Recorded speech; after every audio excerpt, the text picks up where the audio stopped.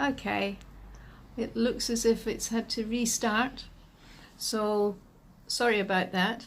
I'll miss the bit that I did and I'll go into, this is Soul Heart Mind TV, and we're talking about the practice of gratitude and counting your blessings.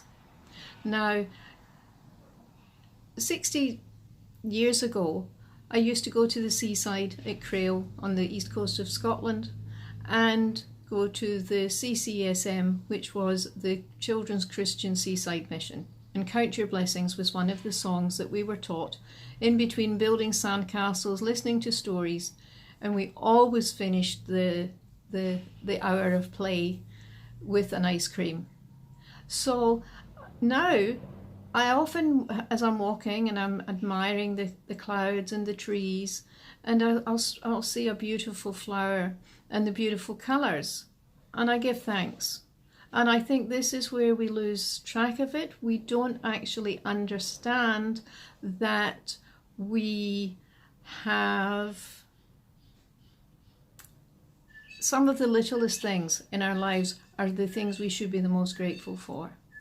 And those memories, and put those gratitudes in a store to be brought out at other times. Now, one of the things that we are encouraged to do is actually be grateful for the not so nice things in our life when we've had problems, or we've had a lot of negativity thrown at us from other people, and or we lose our job, or anything that's very negative and traumatic. And it can be very, very hard. But I think that what we have to do then is actually be grateful from what we've learned from it. Now, obviously there are some tragedies in our lives that are very hard to find anything to be grateful for. But I think then what we have to try and do is remember the good times, remember the fun times. And I have given a couple of eulogies in my life.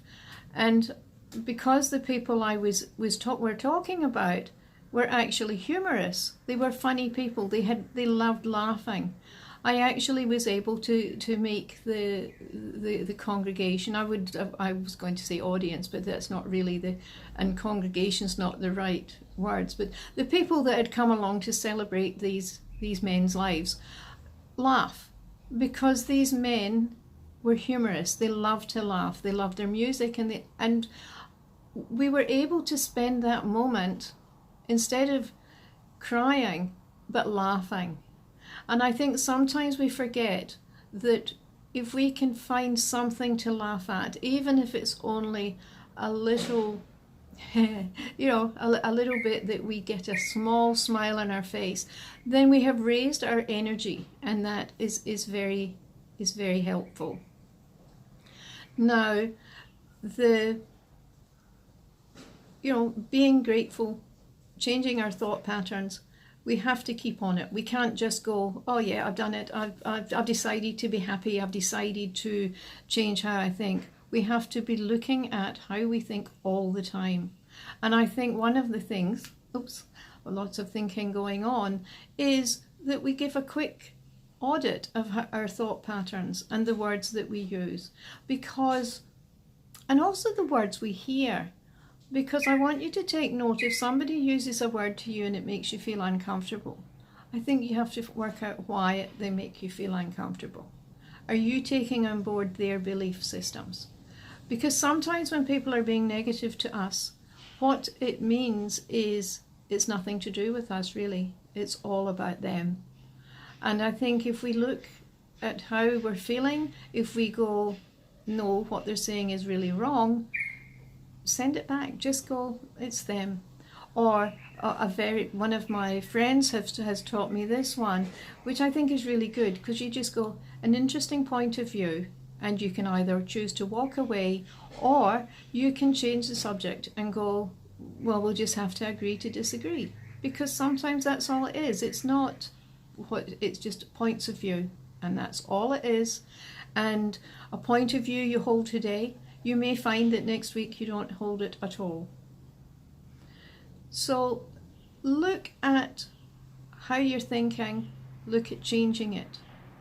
Now, the title of my TV channel is Soul, Heart, Mind, and it came about because I was instructed that my guides preferred me to use the phrase soul, heart, mind, because we are souls with a heart, with hearts and minds in a physical vessel. The body is just a physical vessel for the soul. And we don't have to spend years striving to find the soul, like so many of religions seem to say that we've got to look and like your soul's up there, so you've got to connect with it. No, your soul is within you. So therefore, once you start connecting with that soul, once you start monitoring your thinking, as I mentioned last week, it does make a vast difference to your life. Because the other thing that you'll stop doing is that you will stop worrying needlessly. There is nothing wrong with being concerned about something. If you're at the edge of a cliff, that's a concerning thing. But why worry about what's going to happen until it gets here, until you're confronted with it? And what I have found by changing my way of thinking is that I am less stressed.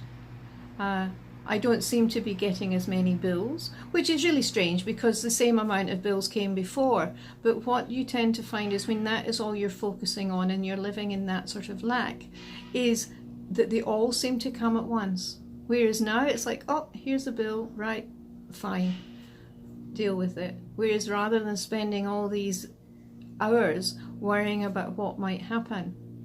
Now, the other aspect is that once we can actually align the soul with the heart and the mind and the physical body, you will actually find that you can start creating the life that you want for yourself.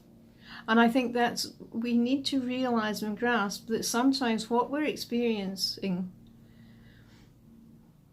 hasn't been a choice. We've just sort of drifting into it. We haven't thought, oh, I need to do this, or I need to do that, or I want to do this. We've just woken up and we're in a situation, or there's been no actual real level of choice in what you're doing. Now, quite a lot of people, when you ask them, well, why did you get married? Oh, well, it seemed the next step, the right thing to do. Sometimes when you have problems because you're different religions, different cultures, different parts of town, different countries, you have to actually think, because you have to put effort, you have to work at it. And I think that's another thing that we have made no choices. Whereas if we choose something that's slightly difficult, or if we're really lucky and it's absolutely wonderful, we make that choice and we will work to make it work. So choose to be happy. Choose to have a terrific day. Now, no matter where you are in the world, whether it's spring or whether it's autumn, today will be a good day. And I do hope that you've enjoyed what I've shared with you today. Obviously, I'm having a little bit of technical difficulties because I'm not very technical, so I think there's going to be some trial and error, and I hope that doesn't put you off and stop you from subscribing. And I look forward to sharing more of my thoughts on life and my friends and other things that I find interesting.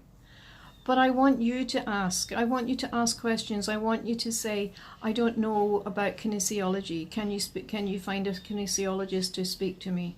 I'm suffering from depression. Is there someone out there that you think that's been on a similar journey?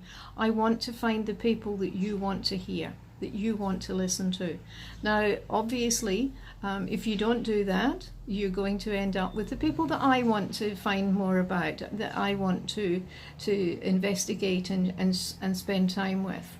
But I do hope that you've enjoyed today's episode and that you'll subscribe and come back next week and keep a lookout, because I might do some short book reviews or share some music that I've come across, or some words that have been valuable for me, that have made a change for me. So thank you for watching, and I hope to catch you next week. Bye.